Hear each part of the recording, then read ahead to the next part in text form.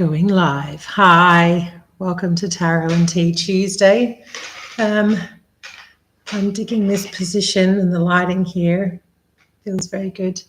So we are post full moon, and where I live at the moment is cool nights and days shortening. And what I've noticed is we've had like a couple of warmer days, but generally days are getting cooler as well. And there's been a bit of a theme with like readings that I'm doing of things that are coming in slowly. You know, the outward look is starting to turn in. And post in this disseminating phase of the moon, I think it's Scorpio, the Scorpio disseminating moon that we're in right now. I'm just feeling like that could get a little self-critical. So be warned about that. It's come up in a few readings too. And this idea that maybe we just need to let that sort of natural progression of looking in judgment be more about looking in observation rather than an expectation of something's got to be good or bad, but just like reflecting for the sake of reflecting. So that's a bit of a theme that's come up. But here we are, Tarot and Tea Tuesday. The tea we have, I have this awesome new cup as well, by the way. Thanks, Jessie. Beautiful, slim, lovely mug crafted by Jessie. And lemon verbena crafted by the beautiful garden where she lives. Lemon verbena grows quite a bit in hedges in a lot of the suburbs that I've lived in. It's a beautiful hedge plant, and the smell, you brush against it and you just get these really lovely aromatics coming off the leaves. And I've been having it as a tea because Susan had a bunch dried and gave me some. But I've been looking a bit into it, and I can't remember who wrote the paper. There's a few papers anyway, coming from a nutritional and fitness perspective on the use of lemon verbena because of its anti-inflammatory and antioxidant properties in like muscle repair from exercise-induced damage. So things like protecting cells from damage in the first place, and pain, like reducing levels of pain. What else did I read about it in there? Yeah, just I guess that's the anti-inflammatory aspect, but specific to muscles. It got me thinking about how different herbs sort of, when I was studying herbalism a long time ago, there was this idea of leading herbs. And I always just assumed that, you know, there's a bit of an instinct around when you have a relationship with a herb, you kind of start to develop these instincts around where it might be impacting you physically. I haven't drunk a lot of lemon verbena tea, but in the past I've always associated it with like upper respiratory or respiratory things, like going to the lungs and to the mucous membrane, to the upper, like the sinuses and things like that. Maybe it's that citrus association and just relieving congestion and things like that. Or digestively, kind of finding it soothing to have, for digestive issues, relaxing and soothing. But yeah, I would never have really associated it with heading to the muscles. But when I think about its soothing and relaxing properties in the digestion and the respiratory system, it makes sense that it would have that impact on the skeletal system too. But anyway, that was just a little sidetrack. And it's delicious, lemon verbena. Beautiful, beautiful herb. Thank you very much. And our cards today, I have a few cards. I have 2 oracle decks and two tarot decks by the same group of people. Philip and Stephanie Carr-Gomm. Had the first deck I got of theirs was the Druid Craft Tarot, which was really great. Really spoke to me quite clearly, the symbolism of that deck. Illustrated by Bill Worthington. They've done a plant oracle, which I don't know if I've used here, but I might pull out next week. And the Wildwood is a fairly new deck. I wonder if it's the same artist though. I think it's the same artist, but maybe a different author. Anyway, that's another one that I might pull out. And then these, a Druid Animal Oracle. That's the back of them there. Really so dense with symbolism, like the movement in the animals, the background, the imagery, like even the plants that pop up. It's just, they're just really lovely cards.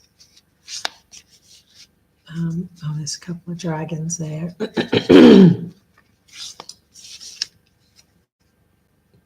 So we're going to be working with these today. There were no questions that came up, so I think just a general kind of vibe around this, the themes that I was saying I've borne witness to through reading for other people in this last week, around that turning in and the inner critic that can be stimulated when we start looking inward rather than outward. So let's see how we can speak to that with these lovely cards.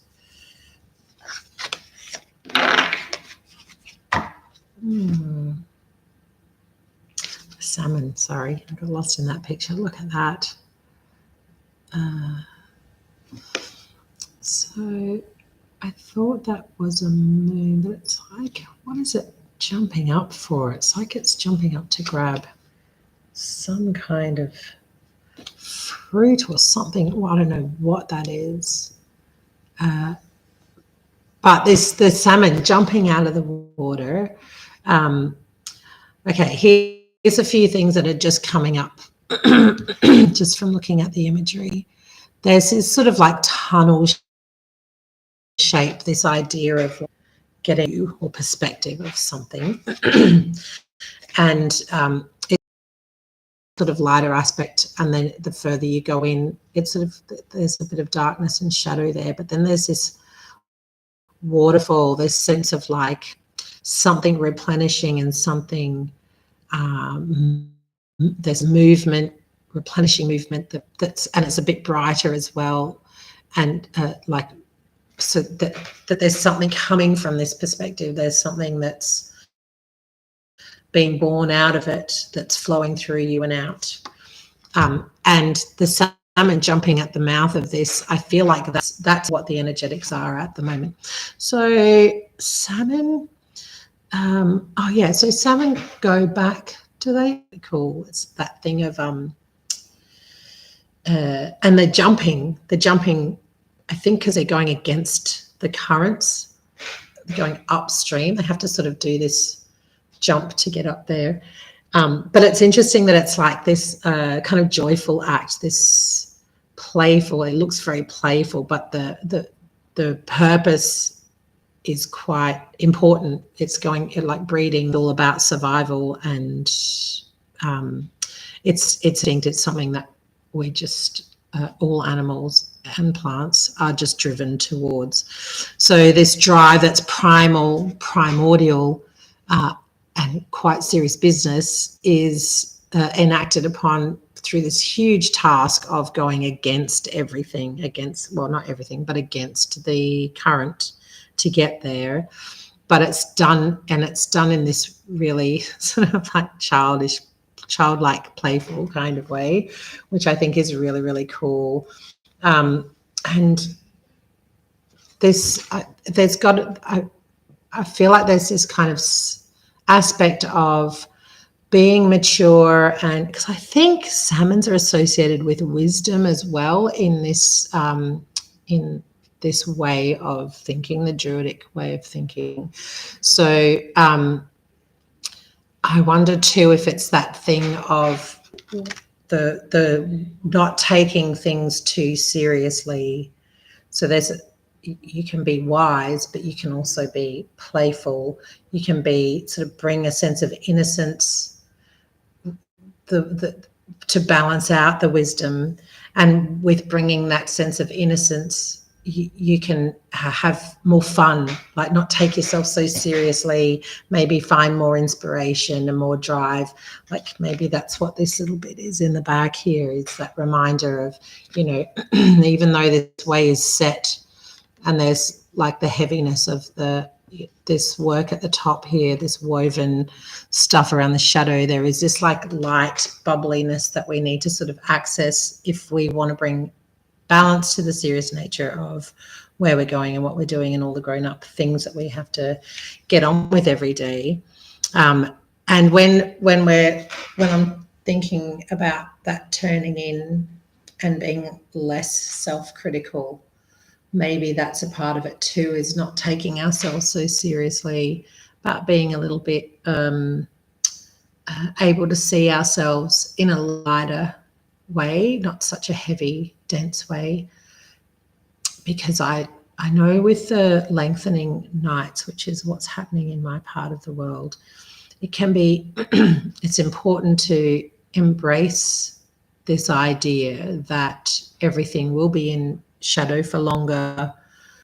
We will have more time to sort of dig into the deep, dark recesses of things and dredge things up and bring things to the surface. But it's also, so maybe this card is like this reminder of like, let things burst out of the surface, not just kind of like be this creepy stuff that's just kind of there, but really have fun with it, play with it, see it as a bit more of an adventure rather than something that is a survival thing. It's more like a joyful adventure.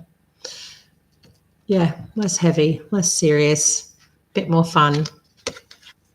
There we go, the salmon. Thank you very much. And thanks to Lemon Verbena. Have a lovely week. Don't forget I do the Hedge Witchery School of Tarot every Wednesday night when people book in. So if you want to come and spend an hour talking about tarot and ask any questions you might have and then doing a read together, just head to Linktree/Alison Bramich or any of my social media sites where you will be able to find a link to book in. Here's to Lemon Verbena. And have a great week. See you soon.